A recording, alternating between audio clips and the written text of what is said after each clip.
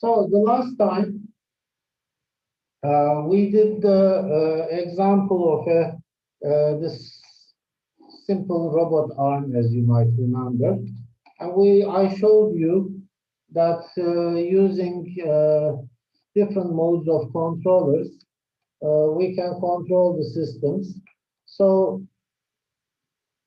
for example, you can use P control, where the C of S is simply Kp, okay? And you might have PI control, for example, where C of S is Kp, which is the proportional part, plus the integral part, which is Ki over S. Now, this is an integral because 1 over S performs integration. And then there is the PID control, in which the C of S is Kp plus Ki over S plus Kds. So in this thing, this is the P part, this is the I part, this is the P part. So this is a general PID controller, which is commonly used in the industrial control.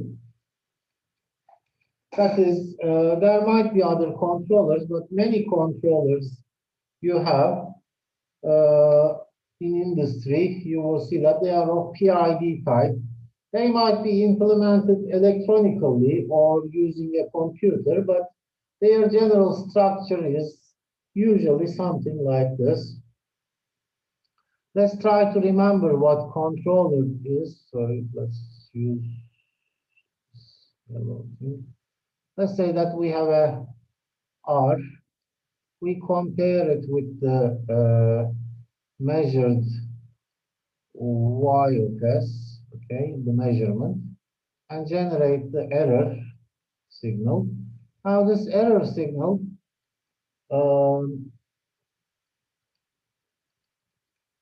goes to the controller, and from here we get, let's say, U of S, which is the control action. This control action might drive, for example, a motor or an actuator or a heater or something. So this is what the controller does. It takes the error and generates the control action. So the controller transfer function can be taken as the controller output, which is U of S, divided by the controller input, which is the E of S. Okay? So the controller transfer function is equal to its output divided by the input. So, or you can say U of S, controller output, is controller transfer function, C of S, times the error transfer function, error. Now, we said PID is a common controller, but actually there is something very commonly used. So for you not to be confused, let's talk about this a little bit. There is this thing called on-off control. Actually, there is a two-position control. You probably know about this, where there is thermostats or many controllers are of on-off type because it is simple and inexpensive. It's quite easy to implement, and it's used, let's say, in, for example, household applications, especially like in thermostats, for example. What do we mean by that? We mean the following. Let's say that we have a room heater. Let's say we heat a room. Well, we set the temperature to, let's say, 20 degrees. Okay. So the controller does the following. Well, if you have the reference value is 20 degrees, so your controller turns on the heat when the temperature drops to 19 degrees, let's say, and turns off the heat when the temperature goes to 21 degrees. So it measures the temperature and then turns on and off the heat so that the output value, the temperature remains approximately around, let's say, 20 degrees. So the block diagram of this thing is a little bit strange. There is the reference value, R. There is the output, Y. Okay. There is the error. Now, this is not a block diagram. This is just a scheme. I will just draw. The on-off controller is here. On-off control, let's say. What it does is the following. You have a, this is not a, it's not a transfer function or anything. Let me just draw it here. This is something like this. So this is M1. This is, let's say, M2.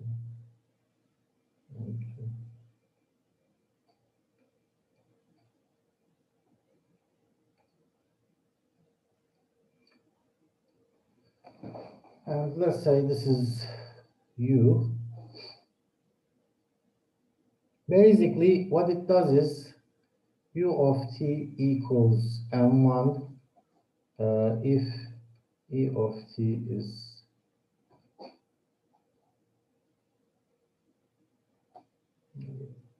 just do it like this.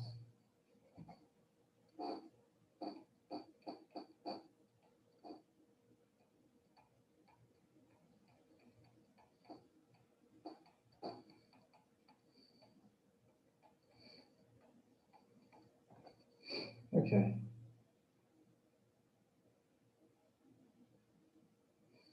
Something like this. For example, what does this mean? M1 and M2 can be anything. It can be 0, for example. For the heater case, let's say, if the difference is 0, sorry, if the difference is positive, if the error is, let's say, if there is an error,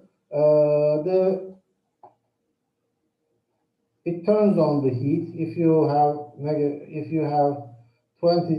have temperature is less than 20 degrees, it turns on the heat, or it turns off the heat when the temperature is greater than 0.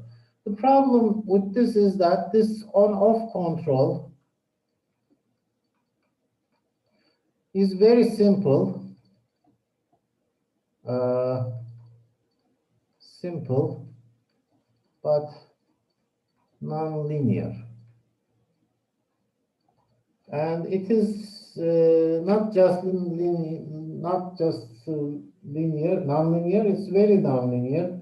It cannot be very easily linearized. The problem here is this. Let's say, think about the temperature control. If you just keep on using this, the temperature, let's say if it's 20 degrees, the temperature is going to make an oscillation like this if you use on-off control. Let's say this is the temperature. So the response is oscillatory.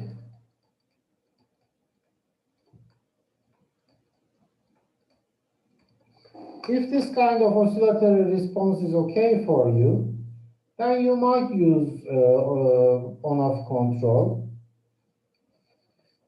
For example, you can use on-off control for heating of a room, or let's say height of a tank. if you want to use control the height of water in a tank, you can use on-off control. That might not be very important. But for accurate, for example, you cannot use this kind of on-off control for, let's say, well, cruise control of a car. It would be making the car would be, having a response on and off, which would be, which would make the car oscillate terribly. You cannot do that. Or in many industrial processes, you cannot use on-off control. Just remember that on-off control is what we are using in our daily applications, but in industrial applications, their use is quite limited. So we use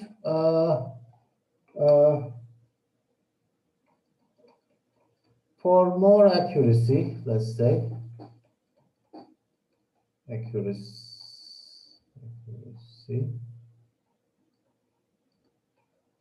we use PI,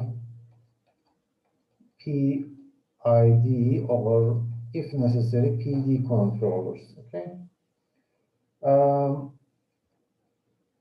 For example, for a P control, let me give you an example for P control, proportional control.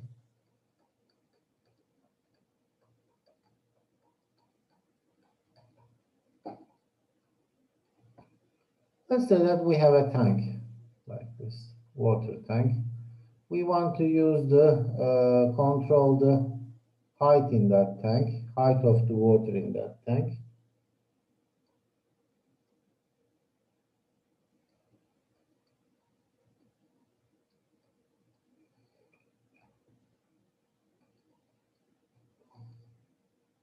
This is the QO output. So there is the water coming in, and there is a valve that controls the water coming in.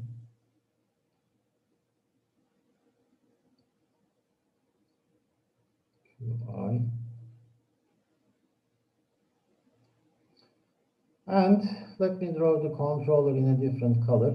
We have the float like this, which kind of measures the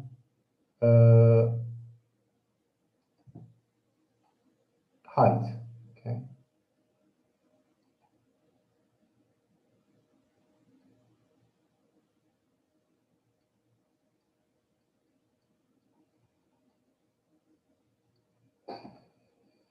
Okay. So what happens is this: as the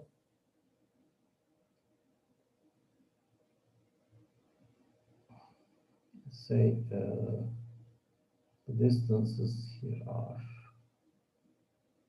Hocam, is it like a siphon? No, it's not like it is. It is a float. It is a small bowl which is filled with air. You put it on top of the water. This is what you see in the toilet flushes. Exactly. Okay. Yeah. As the water rises, this thing rises. This thing goes up, and as it goes up here, there is a valve here.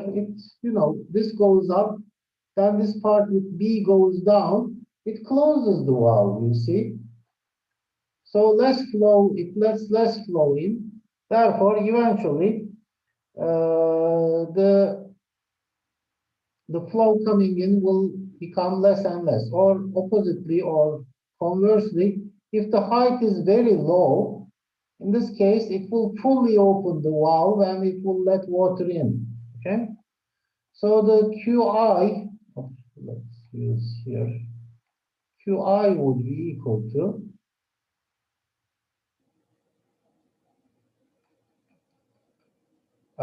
this valve might have a valve coefficient, KV, let's say. KV times B over A times the H.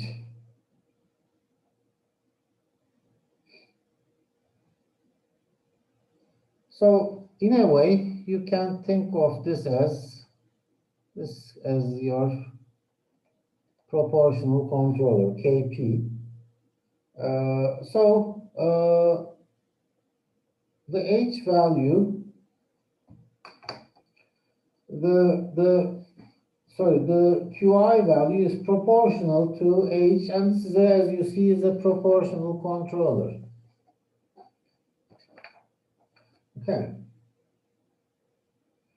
The problem with the proportional controller is just you basically, what you do in the proportional controller is you might have a reference value, you might have a Y value, you compare them, generate the error, then you have KP, this will be your output. So U is equal to KP times the error, let's say. Okay. Well, as I have told you, this kind of controller, unless you have a free integrator in your system, it usually ends up with generating a steady state error, as I have given you the example before. Let's say, let me give you an example.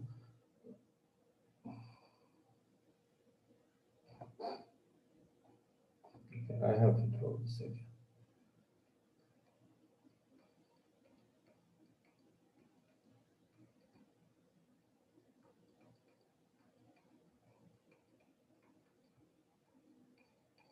Let's say this is your G of S. Well, let's select something easy.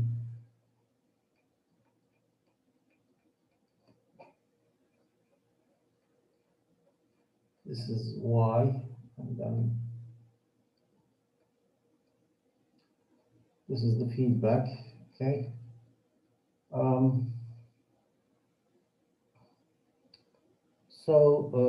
The steady state error, as you might remember, was, what was it? Limit.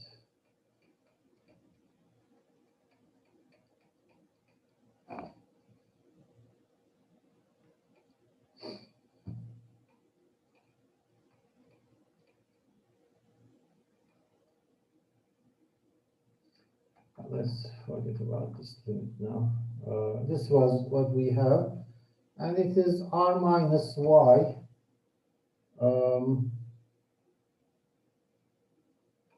As you might remember, E of S was 1 over 1 plus GC times R, okay? This is what I had derived. And remember that in that derivation, this was our C and this was our G. So,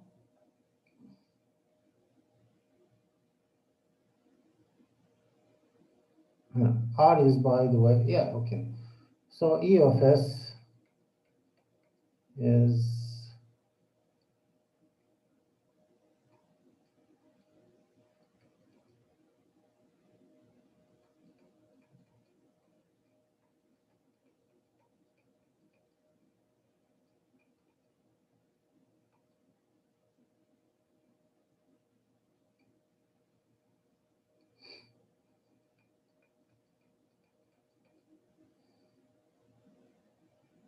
there is an R of S here.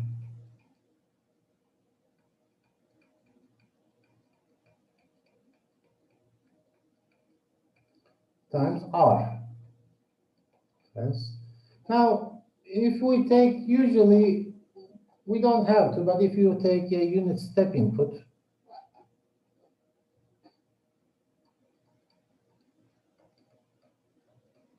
R of S equals 1 over S, okay? So the steady state error from the above equation, limit S goes to 0 of S times E of S, which is this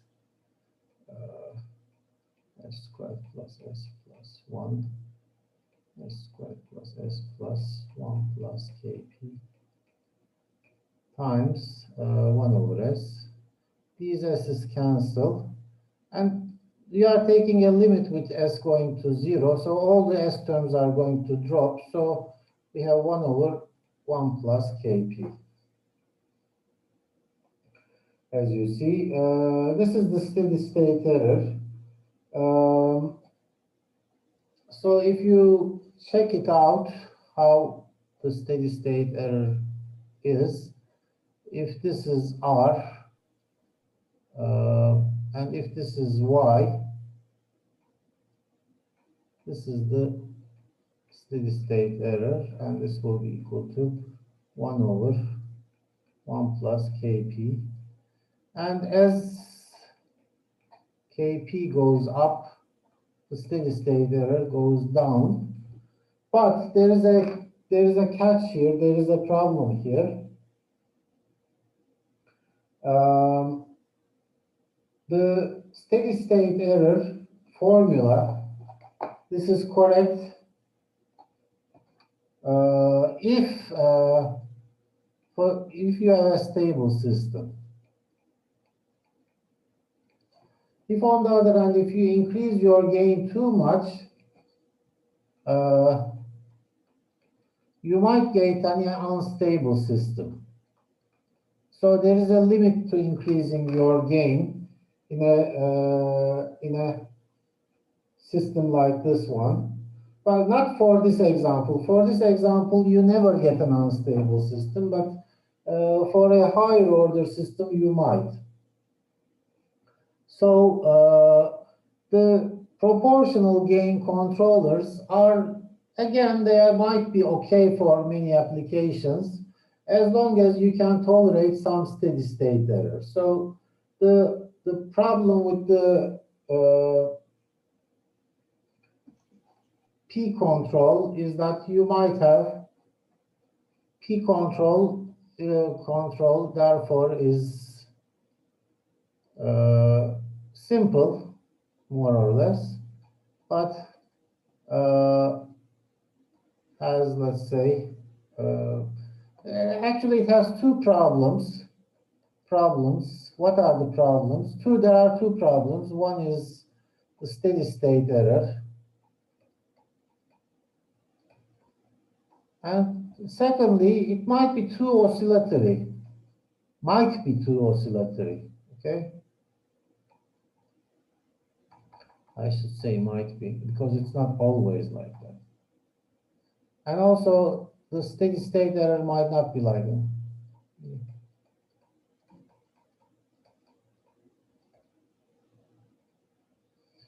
Again, this is sometimes, I should say, because it's not, you don't have the steady state error problem all the time.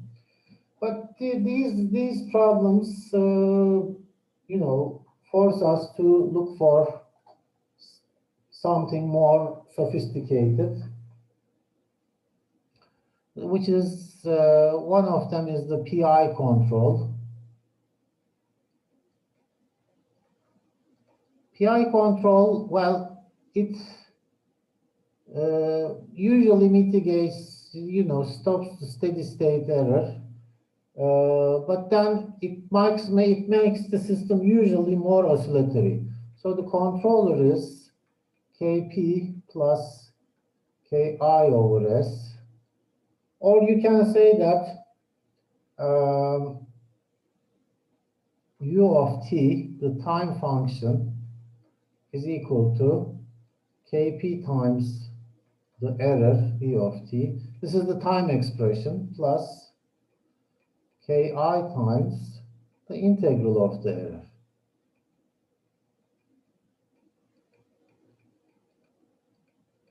Okay, this is what your controller does. It takes the integral of the error and it multiplies the error by a constant.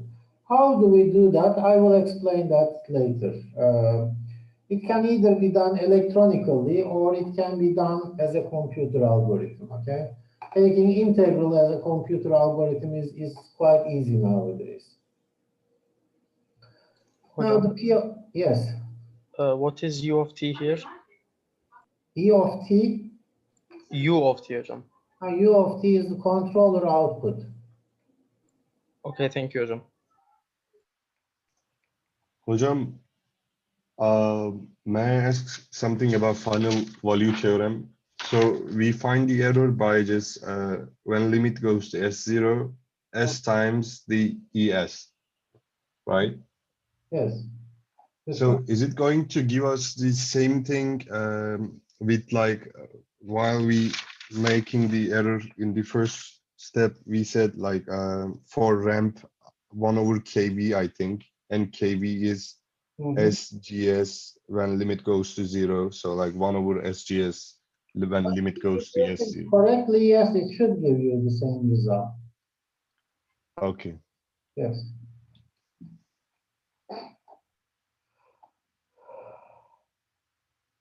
Okay, the PI control, let's say, improves steady state error, but the problem is makes the system more oscillatory.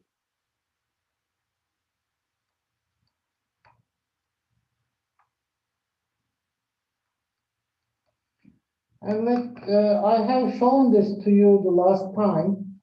I'll try to do it with this example also. We can do it. But we don't have enough time, so let's take a break here and continue the next hour. I will illustrate it with Octave, these things, okay, as we go along. So let's take a break here. Okay.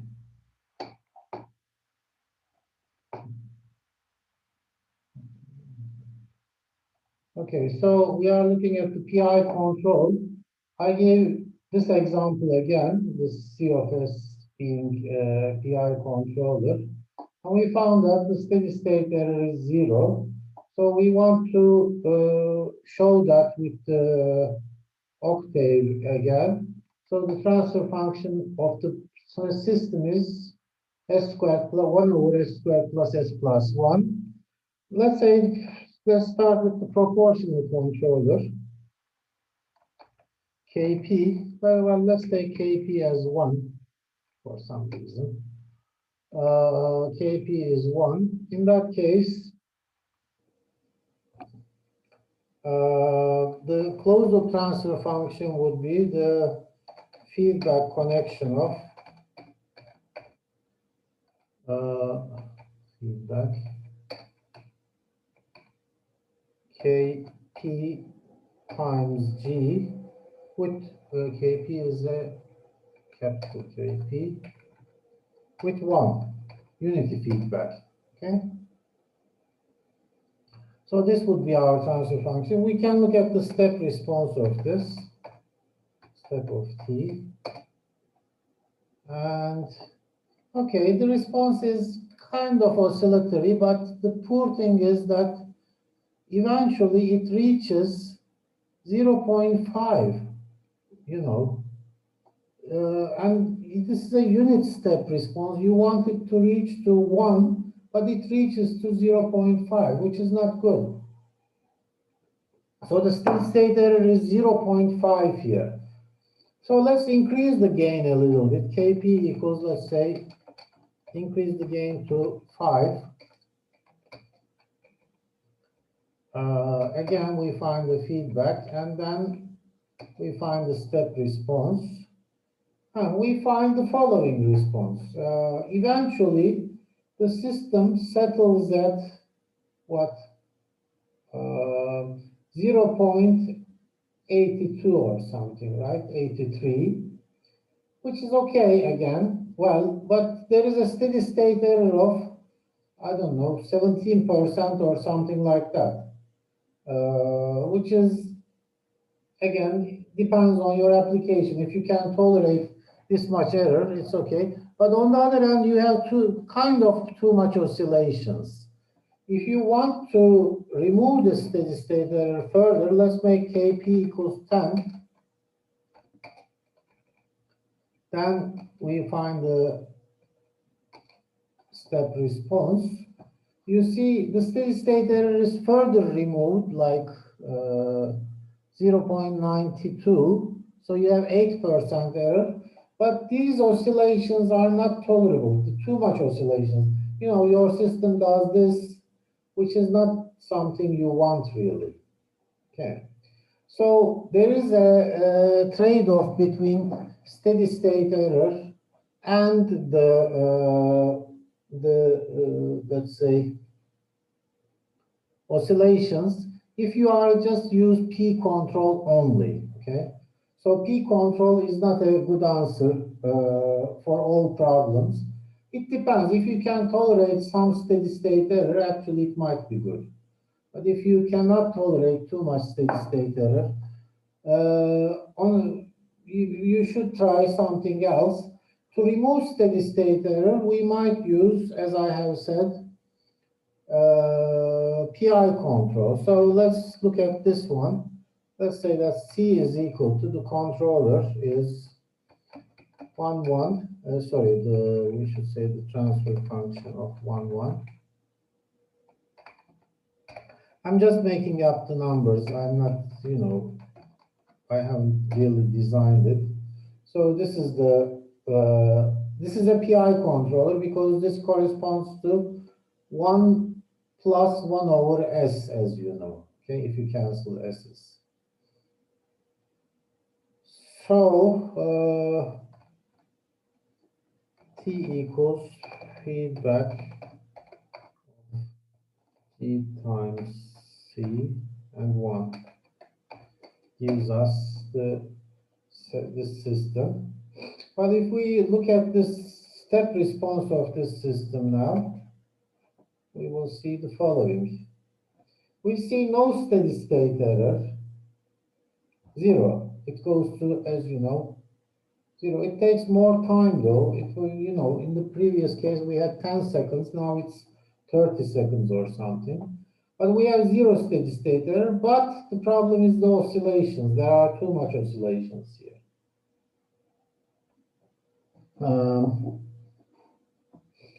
You know, you can play with the parameters, like C is equal to transfer function of decrease the gain a little bit or something.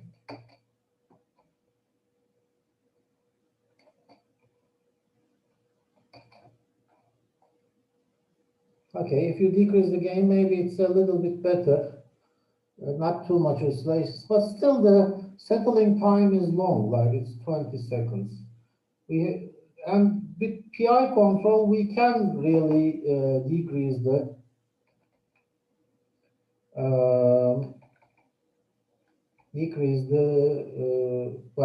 make the steady state error 0. But on the other hand, if I increase the gain of the controller, you will see that the response will look like this. With a PI controller, this is definitely not good response, okay? Too much oscillations, and it takes too much time to settle.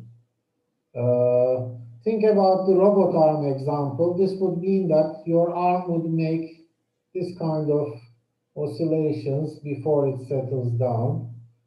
After a long, you know, it would take like a long time to settle down. This is not the response we want from a control system. So PI control, as I have said here, improves the steady state error, but makes the system more oscillatory. And it might be the case that the oscillations are already present even without integral control. So the solution to remove oscillations, let's say,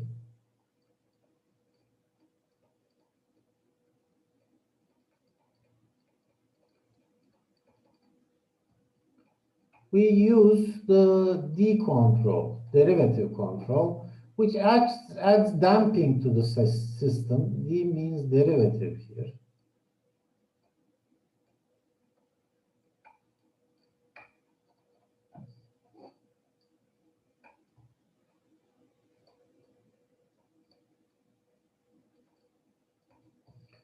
Okay, so the PID controller is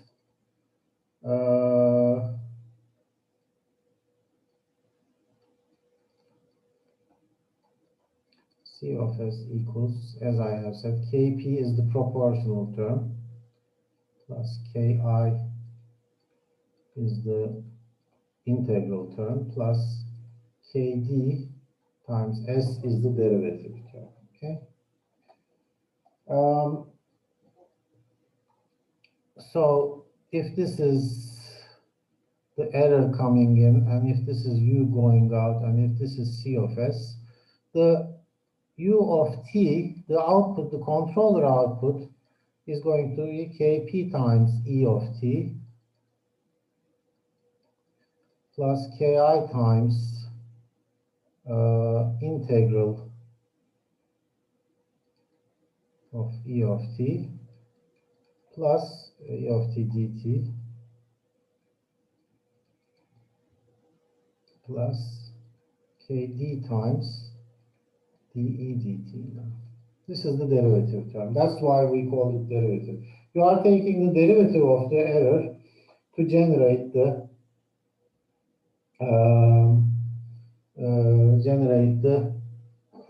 one term of the controller. Now, how do you do it? The Kd, well, how do you do it? I will explain that. But Kd is basically D term adds damping usually, so it removes the oscillations from the system.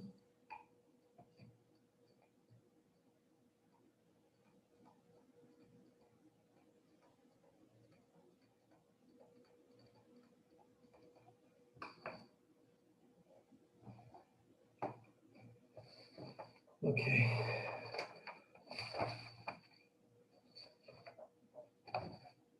So let me give you this example again. Let's go to, okay. Let's try to use a PID controller now. So the C will be, let me just write it here. The C of S will be, if you equate the numerators, it will be KdS squared plus KPS plus Ki divided by S, I suppose, right?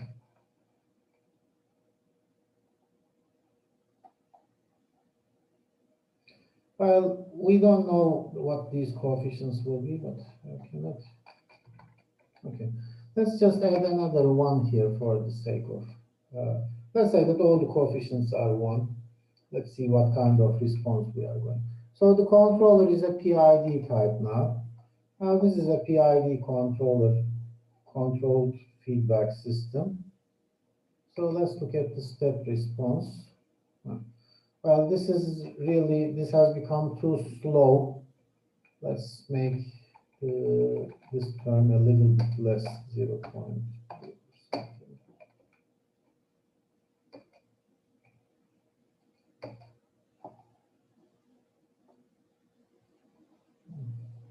It's changed nothing. No, there is something wrong here. Oh, okay.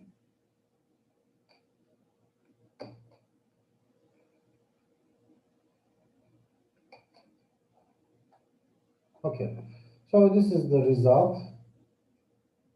And this is reasonably good response, okay? A response with little oscillation and fast, okay?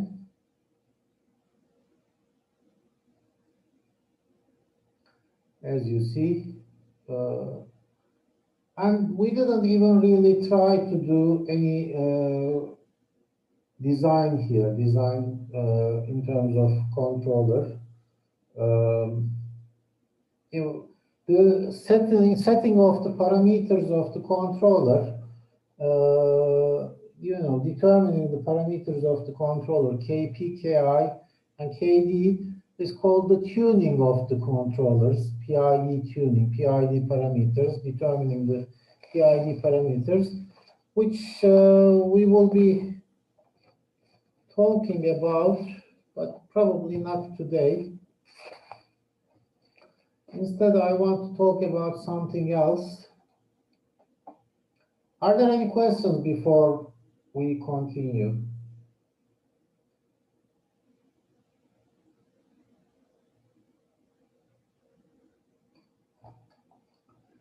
Okay, let me close this. Let's keep this thing.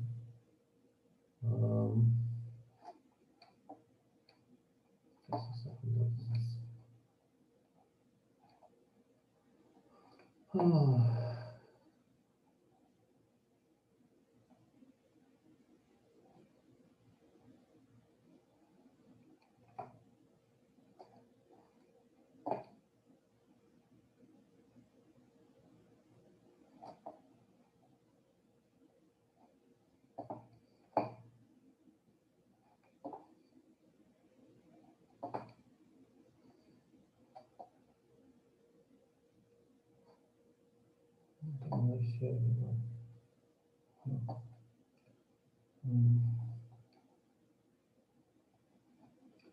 Okay.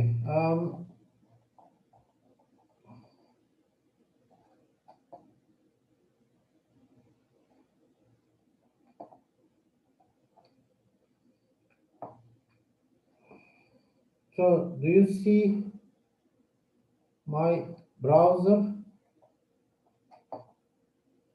What do you see now? Yes, Hojam, we can see your browser. Yes, we can see Hocam. Yes, we can, but I cannot for some reason. I don't know why. Very strange. Let me stop this. This is a little bit strange. Share screen. Oh, what's going on here? I don't know. You see the control tutorials for MATLAB, right? Yes, Hocam. Okay. Okay. If I make the Zoom screen smaller, I think I can also see. Now I want to share this with you. This is something, it's a page that has been used many times, and it is very informative, especially for control systems, understanding control systems. It gives modeling and control of some classical control systems. Well, some benchmark control systems such as cruise control, motor speed control, motor position, car suspension, inverted pendulum, aircraft pitch, and ball and beam examples. All of these are modeled and they are analyzed, as you see, and then controlled by using different techniques like PID, root locus, frequency response, etc. And then there is the Simulink examples. All these examples are done here. So, for example, if you want to look at the motor speed control, the motor speed control is analyzed. And then, if you want to design a PID controller is designed, and then its response is evaluated, and so on. It's a little bit above your level, so I'm not going to go into that in too much detail, but be aware of such a thing. You can have a look into these. And also there are videos, it seems like PID intro video, for example. What is that?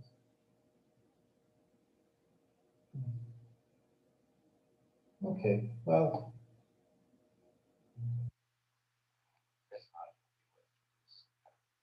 that's another thing. There are too many things like for this, MATLAB PID. Okay, actually, if you have time, it's always. Welcome to our webinar, PID Control release values and other characteristics. Okay, you can have a look at these. Also, there is one more thing I want to inform you about. There is this hardware part in the control tutorials in which you have hardware-based activities in which there is this thing with control with Arduino. You can really have, have an Arduino in hand, which is a simple microcomputer actually, microcontroller, which you can plug into your computer and then control your system, design a real controller. For example, you can use design an RLC circuit, a simple pendulum, control of a simple pendulum, or you can control the temperature of a light bulb, let's say, control the speed of a DC motor. These are real and you can do it yourself, okay? And PI control of a DC motor, for example, which can be done like a real example, which can easily be done. This is more useful for our for the mechatronics class, but since because of this pandemic, I'm not able to teach this mechatronics. So I just wanted to show this. This is, for example, a real step response of a system of the motor, speed of the motor, let's say. Obviously, there is noise on it and so on. There is the design, and then, for example, using P control, using PI control response. And this is the control effort with PI control, etc. Okay, now this is a better PI control, for example, the response. Well, actually, this is very good, but maybe, as I said, it's a little bit above your level. But be aware that there is such a page here, and this is a very good resource for future reference. Okay. There is the simulating, the modeling, the control, etc. You can learn about simulating from here, etc., etc. Hocam, the real graphs are more messy than ours because the sensors, because we take the sensor feedback as one, like perfect. These ones. The ones you showed us. Okay, just a second. It is because it's a real system, it's a a real DC motor, and the data is taken from a real DC motor. This motor, because it's not a simulation of a differential equation. This is just the motor itself. You see, this is because of the noise in the system mostly. This kind of these wiggles are because of the noise in the system. And real systems are like this. You cannot have, very perfect data from them. In some cases you do, but in many cases you don't. In many cases your data will be noisy with the real system. So can we talk about steady state in those systems? Yes, this is, when the noise is small, this part is steady state. This part is steady state. This part. Okay. Okay, but there is noise. There is nothing you can do about that. Okay, Jim. Okay, so be aware of this kind of thing. Now, what I'm going to do is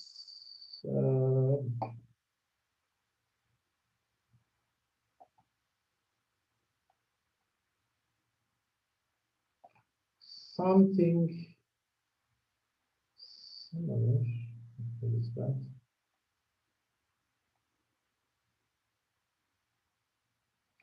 but I will kind of simplify it for you.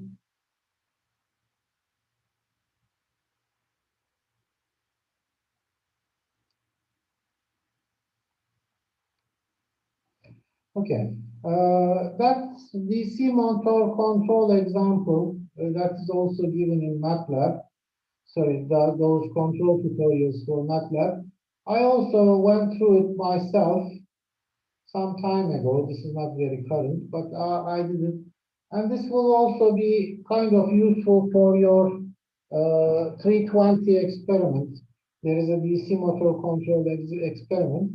And it also introduces the PID control. So let me briefly go through it. You know, there is a DC motor whose speed we want to control. And we know that for a DC motor, it's an electromechanical system with the torque being proportional to the current in the circuit. And the back EMF in the circuit is proportional to the speed of the motor. So we derive the equations of the motor. Now for this motor we have, can I go it here? I don't know.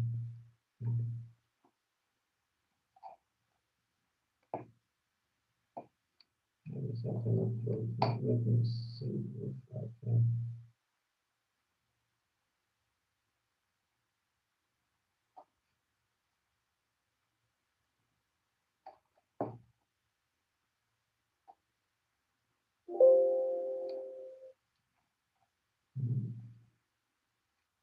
Maybe with Zoom I cannot do it. I wish. No. Just a second.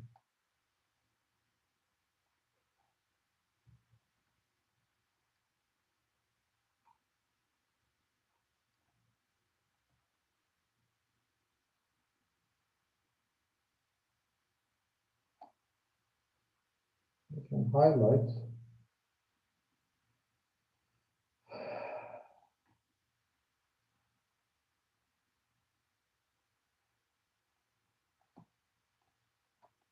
Not with the pen, but I can do it with your hand.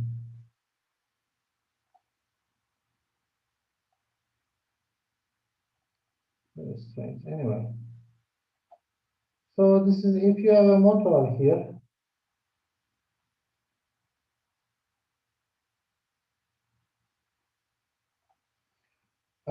The input here is one input is the voltage, the other is the disturbance torque, and the output is the angular speed. Okay, this is what you have, and this is what I have drawn here.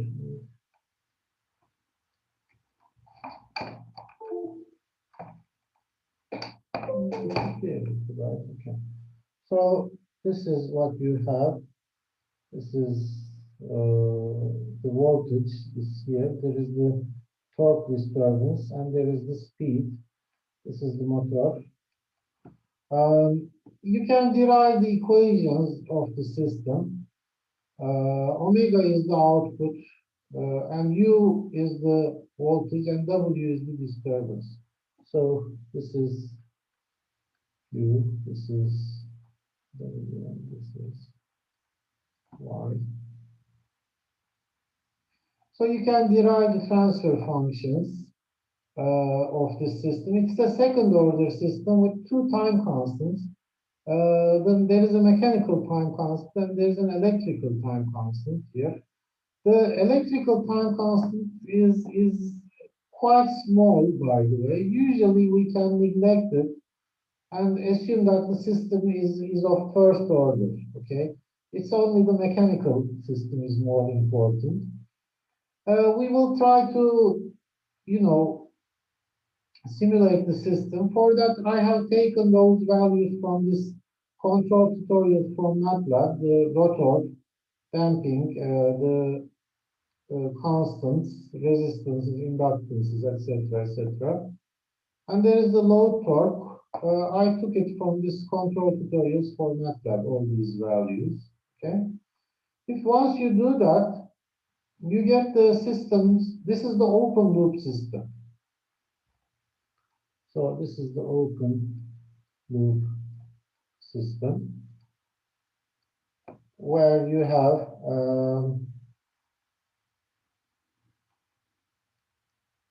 the voltage comes in.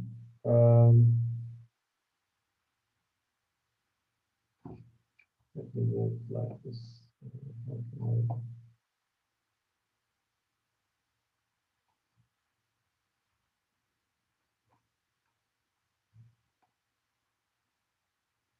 And there is the disturbance to our system. There is the G of S.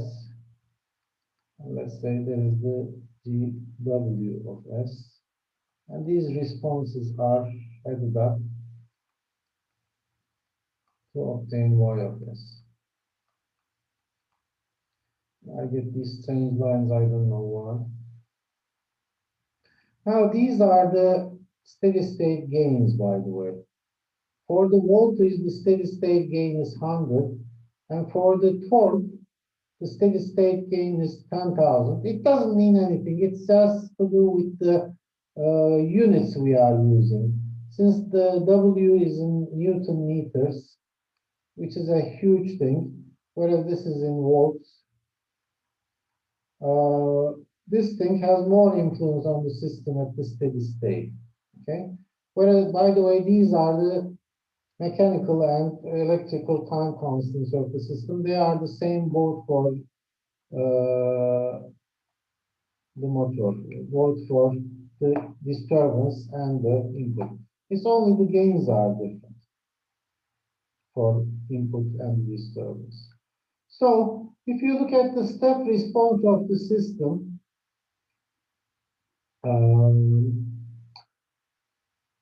step response of the system to a voltage input, unit voltage input. Voltage is increased by 1 volt, as you see here. And since the gain is 100, as we see here, as you increase the voltage by 1 volt, the speed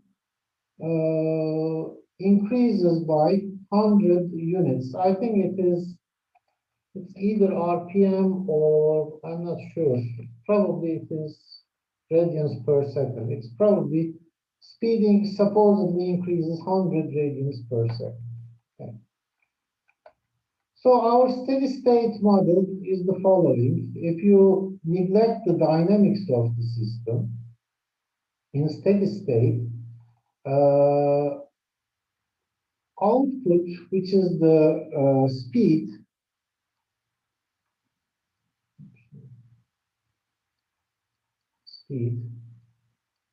this is voltage, and this is the torque. Okay. So the speed of the motor, when the voltage is like 1.5 volts, and there is no disturbance on the system, okay? So when the voltage is 1.5 volts, the steady state speed would be 150 radians per second, 100 times 1.5, which corresponds to 1432 RPMs. Okay, this is very.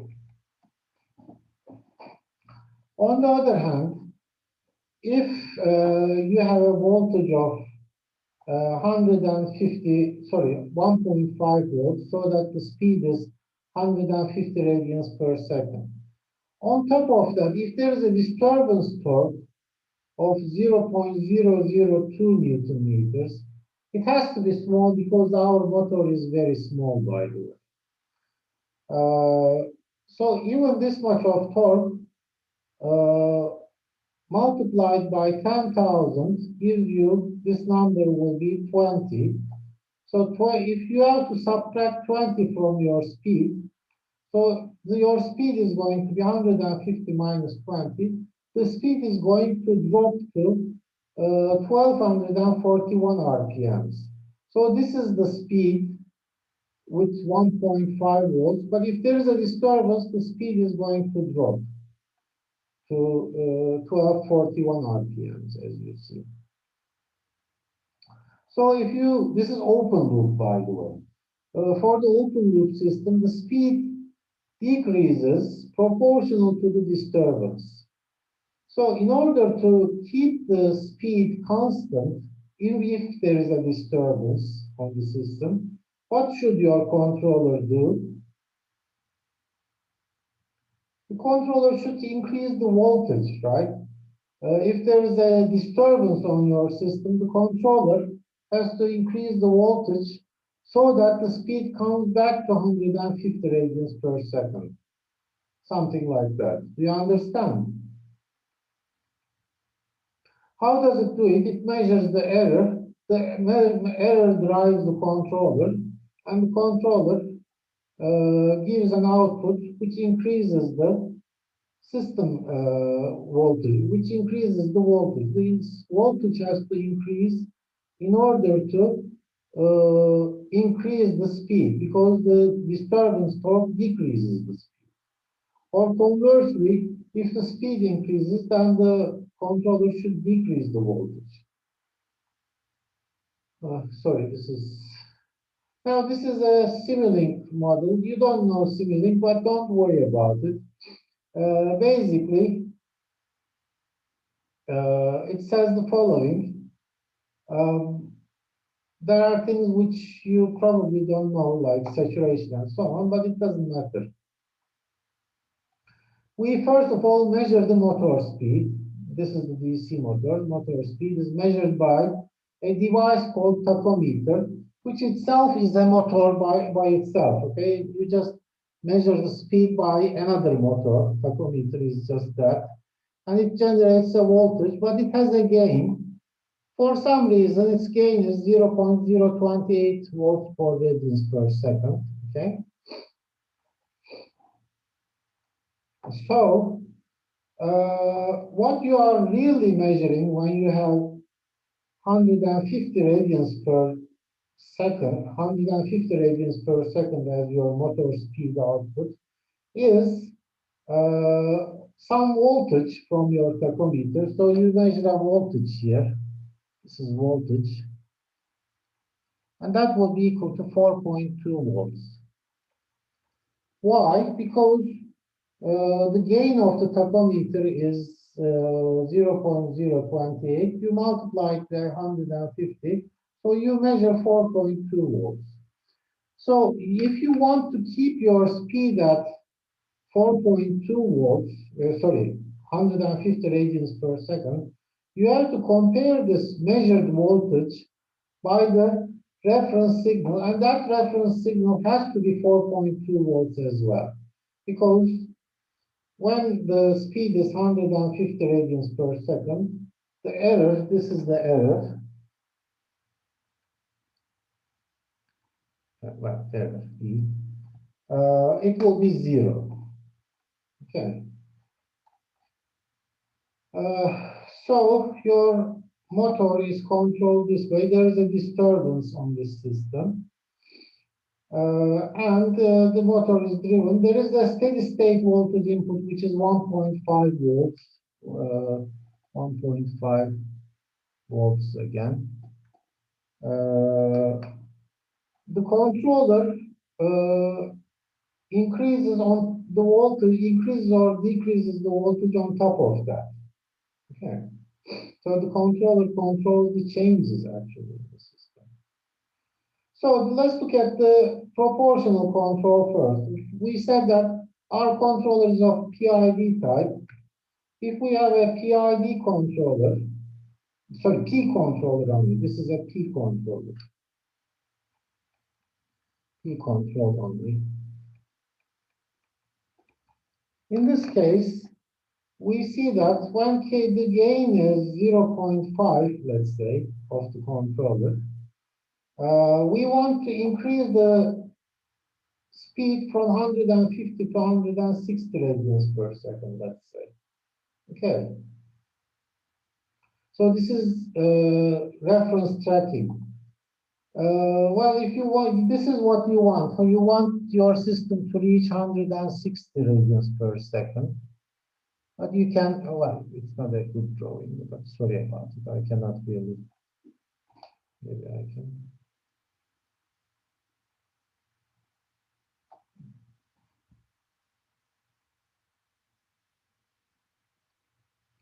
This is your reference value, okay? But you never reach it. If your Kp is 0.5, you have a lot of steady state error. This is the steady state error. And if you increase your Kp more, this is your steady state error. Still, there is some steady state error.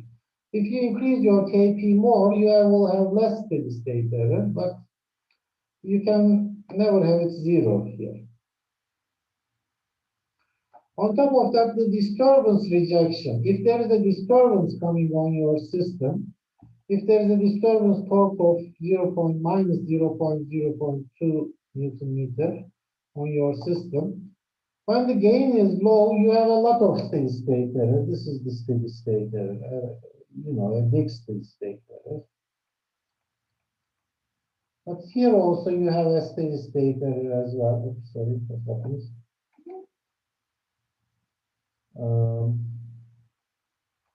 When you increase the gain, still there is a steady state error. This is what you have.